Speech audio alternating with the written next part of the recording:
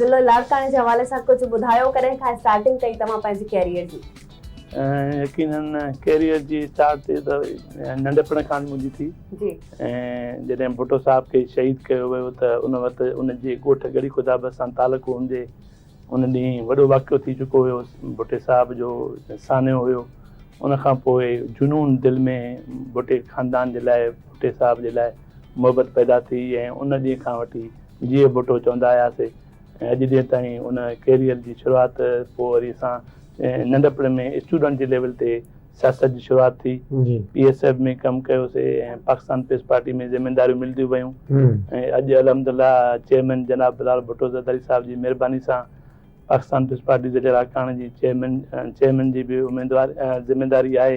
District council लाड़काणे जो as a chairman बि ऐं उन खां पोइ पाकिस्तान पीस पार्टी ज़िले लाड़काणे जो जनरल सेक्रेटरी जी ज़िम्मेदारी ॾिनी वई आहे। इलाही ज़्यादा नाज़रीन हे त उहा ई ॻाल्हि असां इजाज़ में लगारी साहब मौजूद आहिनि त मूंखे उहो कहावत यादि बि अचे हुजे ई नाणो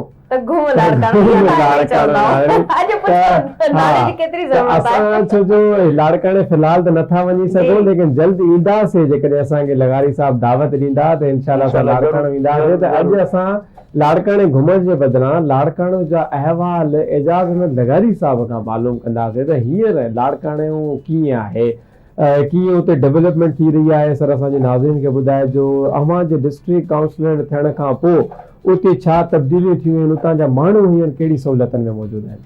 बस भाई तव्हां बि बेसिकली लाड़काणे जा आहियो, तव्हां लाड़काणे ॾिठो नंढपण में ॾिठो जी। ऐं उन वक़्तु आबादी बि घटि हुई, माशाअल्लाह हाणे आबादी बि वधीक आहे। उन वक़्तु डेवलपमेंट बि एॾी ख़ासि कोन थी चुकी हुई।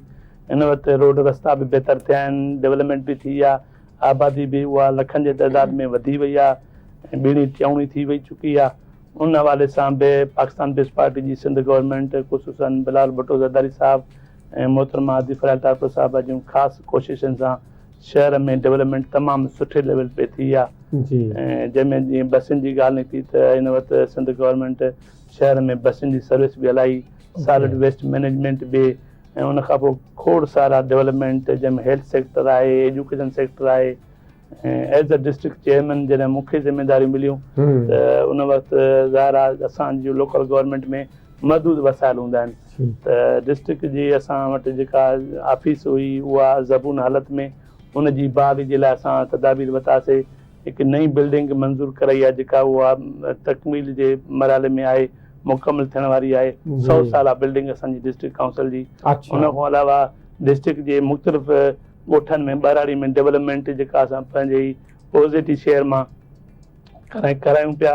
इन हवाले सां इहा ई गुज़ारिश आहे त शहरनि जे वधण जे करे ई बि जेका सूरत हाल माण्हुनि जी जेका तकलीफ़ूं अचनि थियूं, ओतिरो ई असांजी पाकिस्तान पीस पार्टी शहरनि में माण्हुनि जे नज़र रखंदे डेवलपमेंट मंज़ूर कराई आहे।